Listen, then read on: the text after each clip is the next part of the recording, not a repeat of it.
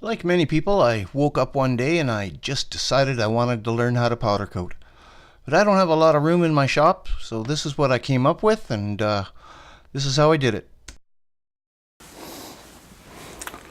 Hey, how you doing? I thought I'd just jump in here real quick and point out this beautiful white powder coating booth. It's sort of integral to the story, so I thought I'd point it out. It doesn't stay that way. This is a two-part video. And if you're really impatient and you don't want to check out this beautiful sandblasting cabinet I built here, then you can just click the link in the description and you can jump ahead and watch me bumble through learning how to powder coat. But if you do want to stick around, we're going to go back in time and check out this sandblasting cabinet. Thanks for watching. Cabinet that I'm almost finished. I got the new grid for the bottom. I got the new hose and gun all piped in. I've got the new intake cover built and installed. And I'm going to jump back in here. I saw another guy do this and I thought it was really smart, so I gave it a go. And you just cut a hole in the back of that switch box and yeah, it works good. This is the exhaust system. It's 1.5 ABS. Into a imitation dust deputy. I had to get creative here because I don't have a lot of room, but it works good. Goes into a 2.5 gallon pail there, and my Walmart Kubota shop vac. And here's some cinematic B-roll of the last time this will ever be clean. Those knurl nuts make it nice and easy to take the glass out if I have to. And there's the finished box. The top switch is for the lights and the bottom one is for the vibrators. Now the light fixture on the inside just screws on, so all I did was take a pasta sauce jar, cut a hole in the lid, and screw the lid on with the inside of the fixture. And I think I put a screw in there as well to hold it a little bit, but the jar just goes over the light and it works great.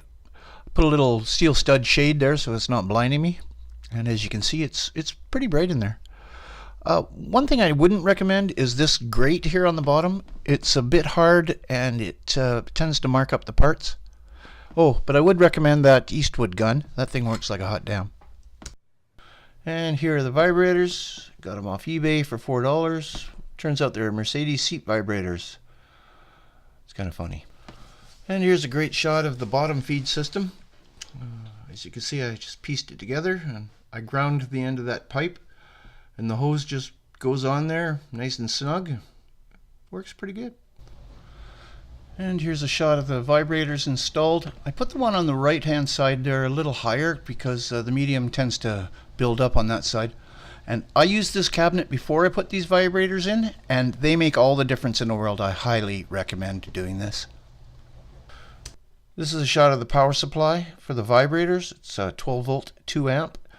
And the blue pedal off to the right there, that's the Eastwood pedal. And I'm not sure why I took this, but here you go. For your cinematic enjoyment, a shot of vibrator working.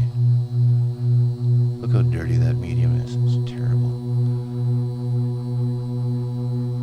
Oh, I should have added music. Anyways, this is a sieve I picked up at the dollar store to clean said medium. I just got it, so I don't know. It seems to work. Yeah, it sort of works. So here I am changing out the blast medium. It's crushed glass. And I really thought this was going to work better than it did. When I was building the thing, the glass was just pouring out of there. I don't know. I put my hand up on top and was pushing it through. It just kind of made a dusty mess. So I ended up using my vacuum to suck it out. And here's the new stuff. Recycled glass. It's a little on the coarse side, but it seems to be working pretty good. And of course you have to clean and dry the air, so that's a filter and a desiccant dryer. This is the air line going to the powder coating unit, and I put that little ball valve on there to shut the air off to the fluidizer because it just drains the tank. I had a pretty good compressor, but it was way too big for this shop, so I sold it and I bought this little guy, and it's 18 CFM, so it drives all my air tools just fine, and it runs that sandblasting cabinet like a champ. And here we go with the powder coating portion of the video. I made up these plates. It's just leftover material from the outside of the oven, and I'm just washing it down with some acetone in my bare hands. Really didn't have a clue about the prep that was involved beforehand. I have since learned the ways of the prep. So anybody that does know what they're doing is going to have a pretty good laugh at the way this gun just pukes out the powder, because I certainly didn't have a clue at the time. And actually, in all fairness, this is the first time I've used this gun for anything. So, blah, it just pukes it out. I'm not sure if I'm doing this right. Is that enough? I'm thinking, wow. I don't know. I'm going to find out. Blah, just pukes it out. So, I have since figured this gun out. I didn't like it at first, but I've got it dialed in pretty good now, and I'm kind of liking it. So here we go, throw it in the oven, well, yes, I do burn my hand putting this in. Now, I had a feeling when I put this 2500 watt element in this little tiny oven that it was going to get hot fast, and it got to 400 degrees in 5 minutes, so I knew it was going to be hot. But I have found that I've had to dial these PIDs way down, like 350-ish in that area, to keep the part at 400, or else I just overcook them parts. This is just a meter I have on that 220 circuit, just to keep track of it. That's what the oven's burning right now, and it's dialing down, just turned off. Beep, beep, beep. It is a very annoying buzzer. Open the door to present probably the worst powder coated piece in the history of powder coating. Yeah, this picture does not do the horrendousness justice. I'm just impressed that it actually stuck to the metal. I give it a thumbs up for the very first piece I've ever done, even if it's ugly.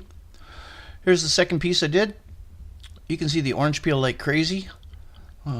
Everybody would have a lot of theories about that, but I blame it on the prep and the fact that I just loaded the powder on that thing and probably cooked it too fast. But I didn't care what it looked like, because I just needed it done, because I needed to get these lights together. And there you go, ta-da. It looks like $100 on the back of that light. Nobody's ever gonna see it. And we go back to the gun. I make a few adjustments, and a week later, this is what the booth looks like. And that fan is barely working because that filter is so clogged. So I have a plan for this. But you can see I have a little bit better flow going on that gun. It's still, in this shot, it's still not quite right, but it's getting there. Here's a shot of my progress. Kind of looks like the smoothness chart, except it never does get smooth. The last one's not terrible. It's probably about a, I don't know, maybe a 5 on that smoothness chart. You can see a little bit of lack of cleaning there at the bottom. That piece I just grabbed. I don't even think I washed it. I just grabbed it and threw it in, and it came out the best one of the bunch. This is the smoothness chart that I'm basing all my stuff on. One day I'll be a 10. One day. And here's my dirty little booth after a week. Oh, the ice cream pail. I found that this gun, it coughs and sputters a bit when you first start. You need to run it for 5 seconds or so before it really, the system balances out and it starts working great. So I cut a hole in this ice cream pail, and I just fire into it for a little while. A few seconds just to get the system charged up. And I found that I'm not spraying so much powder all over the place. The things you learn. I'm running a Spectracoat ES2 gun. I'm fairly happy with it so far. The feed air there to the gun is the powder, and that's running around 2 pounds. And the auxiliary air is the dosage air, they call it, and I run that about 5 or 6 pounds. There's a regulator down there somewhere that's putting 2 pounds of air into that fluidizer. So that's pretty much it. That's the system. One thing I did want to mention is that this box fan idea, it might be okay if you're doing 1 part a week or, very little. But in the last 2 weeks, I've gone through 5 pounds of powder, and I'm just making a mess. This is after a few days. I clean up constantly. There's a layer of dust all over this shop. So I went out and bought a cheapo Delta dust collector. I just have to figure out how to hook it up. But that's for the next video. So give me a like, subscribe if you care to. Come on back and check out the adventures. Thanks for watching.